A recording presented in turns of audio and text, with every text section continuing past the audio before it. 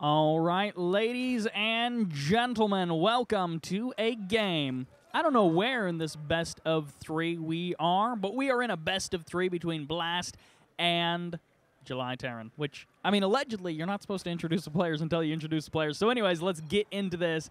We do indeed have, on the right side, our purple Zerg player. This is Blast.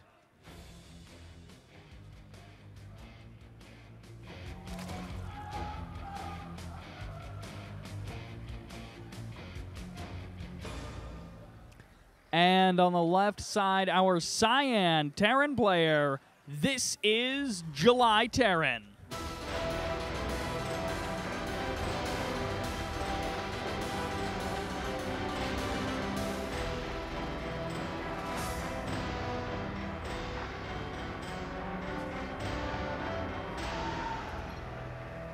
For some reason, sometimes, the soundboard that I'm using, like, triplicates all of the audio that it's being told to play. So, for some reason, during the player intro music, it does that. I don't know why. It just does.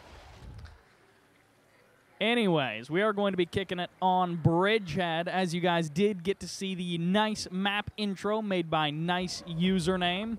He's very cool, and fortunately, Rubby Fear Dragon Parikh was nice enough to let me use those map intros because they are indeed his map intros. But I was like, hey, it's just this one event. I know that they're part of your brand, and they're part of your productions. So he certainly didn't have to let me use them, but he did, because he's a nice guy, and I do a lot of work for him. So, yeah. At any rate, we do have Pool Before Hatch going to be coming up. Or actually, I guess it was Hatch Before Pool for our Zerg player. I wasn't actually paying attention. I don't know if you can tell, but this Rax is positioned a bit more nicely to hopefully not let any more drones in. And as I say that, it lifts up to get this Overlord kill. So if there were any drones or lings here, they would, of course, be able to get in quite easily.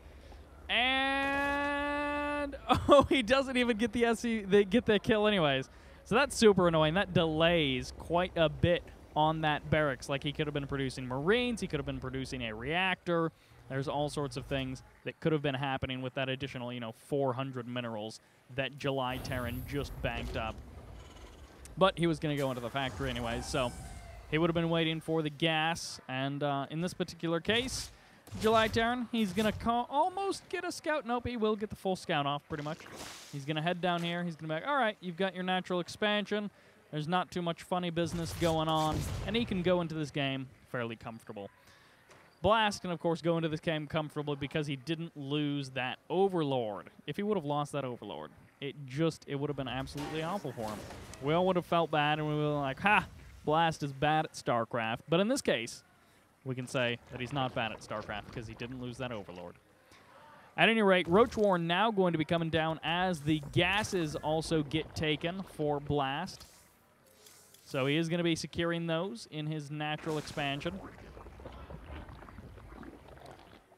Overlords, once again, just kind of poking out around the map. For our Terran player, he, of course, needs to identify that it's going to be roaches. He, of course, doesn't know how hard of a commitment to roaches Blast is going to be making.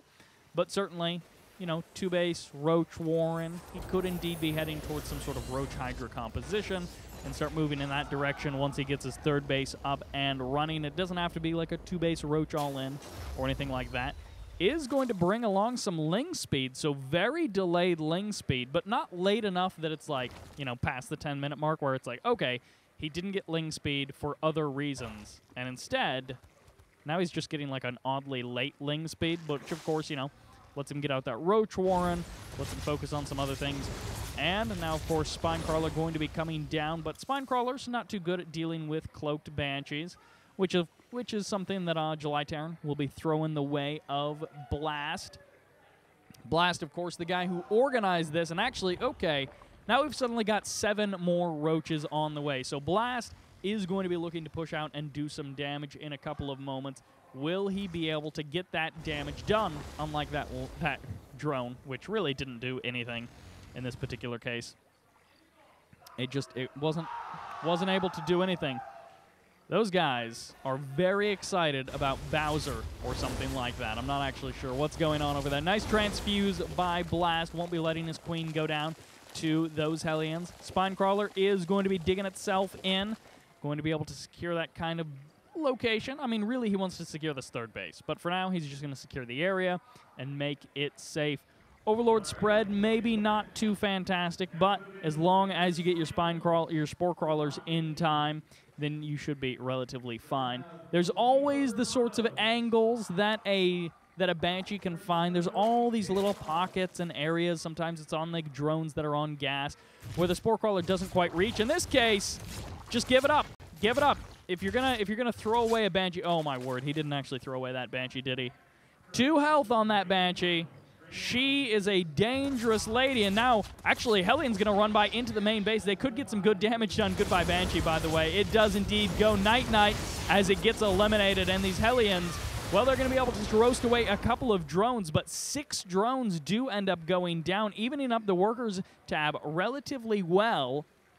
Of course, Army Blast still has a huge advantage in roaches, and while roaches have been claimed to be supply inefficient, when your opponent really doesn't have that much in terms of units, it doesn't matter if roaches are technically supply inefficient compared to a lot of other units. In this case, they're going to be death machines for this. That one roach is trying to get to that waypoint, and he just wasn't able to do it because he got ran past that waypoint, and now he's the guy who got left behind by his friends, and he's going to be so sad. At any rate, there's a bunch of roaches. There are not a lot of things to kill roaches for JulyTerran. He's mostly going to be depending on his Banshees, of which one of them is right there and the other one is out front. So he's going to be able to collate those guys, keep them together. Roaches in the south, a second pack of roaches, 5 or 6, going to be added on to this attacking force. And now suddenly the Banshees turn around. JulyTerran is like, okay, I need to defend against this. His door is open. Blast is going to walk right in. And, of course, establishing the third base behind this, getting himself an extra couple of drones as well. Doesn't kill, well, he doesn't really lose anything there as the tank goes down, and now he's into the SCV line of JulyTerran, tearing everything apart on Bridgehead.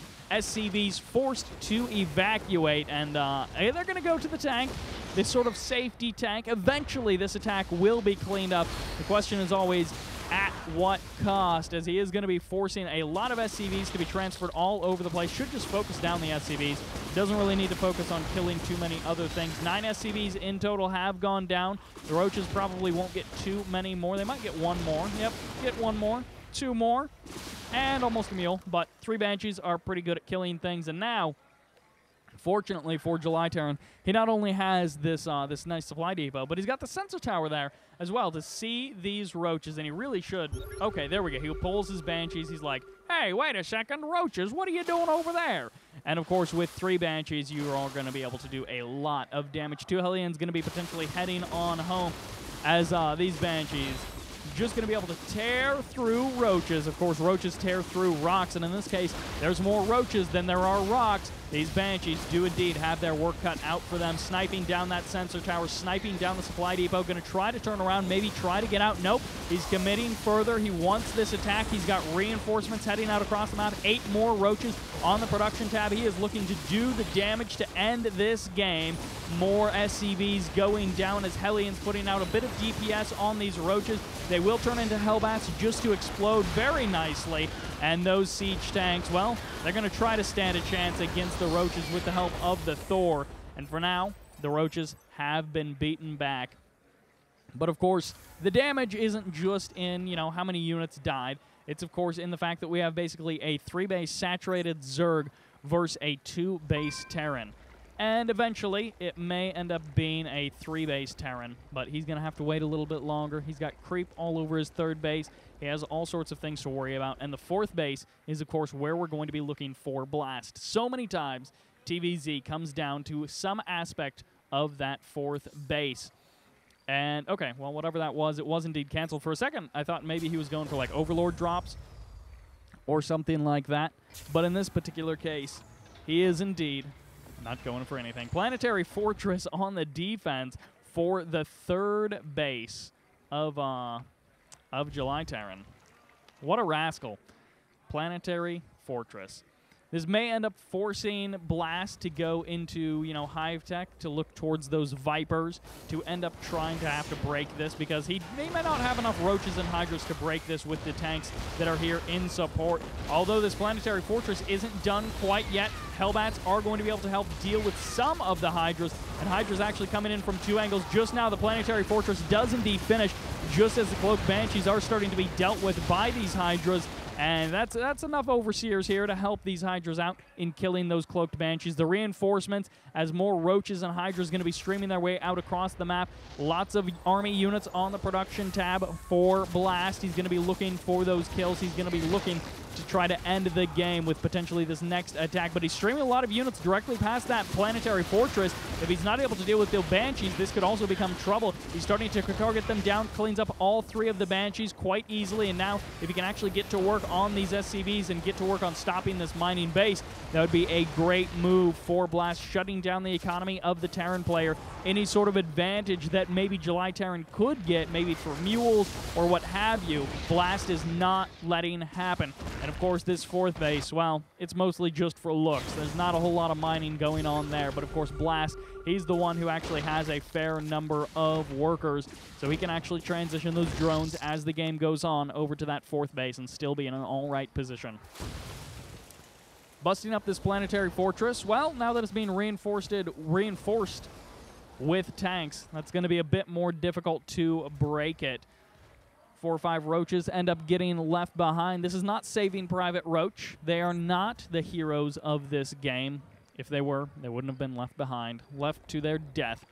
Another sensor tower going down. This JulyTerran fellow, he quite likes his sensor towers in this particular game. Didn't really build too many of them previously in this LAN. But for now, he's like, hey, yeah, I dig the sensor towers. They let me know what's going on. They tell me about the Roach attack that's about to hit my front door, that I have basically no units here for the defense.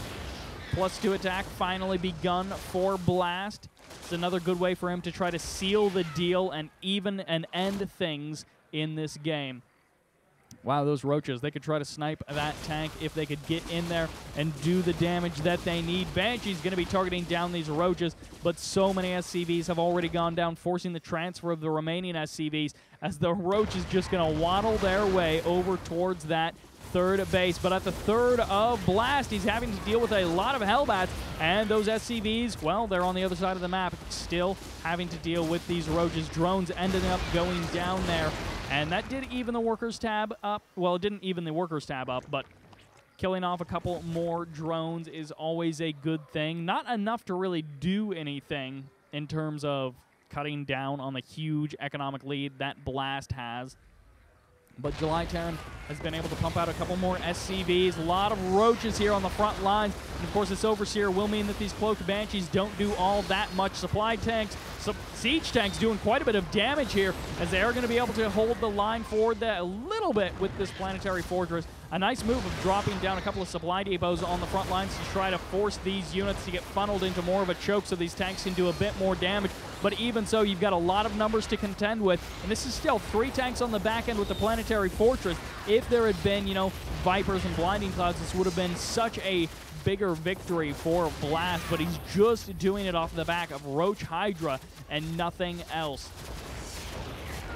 CC goes down. 2 more command centers being eliminated, a Planetary Fortress and an Orbital Command, as the tank does get sniped. And now the production will end up being camped. Keep in mind, we've got a small Overlord army in the south going to be looking for that wonderful angle of engagement. Another tank goes down. Hellions get eliminated. GG, well played, and Blast is your victor of this game.